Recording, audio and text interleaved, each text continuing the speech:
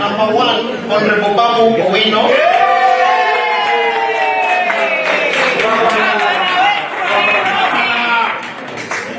I want to take this opportunity to thank the great people of Embakasi East constituency and Kenyans who have decided to recognize us as a winner, to be the top performing member of parliament in this nation.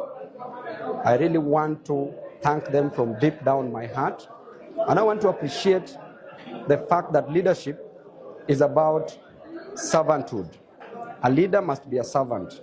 And the Bible says that for you to lead, then you must agree to serve. That he who wants to be the greatest among you must agree to be the least among you. I know that there's a youth somewhere who does not have a job.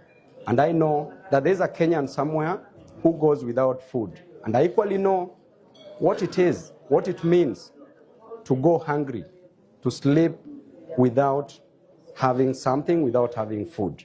And for that reason, I take it upon myself a responsibility that is both inherent and inalienable to ensure that I serve the great people of Embakasi's constituency, I serve the great people of Nairobi, and I serve Kenyans. And I will continue serving you, and I really appreciate the fact that you've respected me, you've recognized me as the top performing member of parliament, member of National Assembly. May God bless you.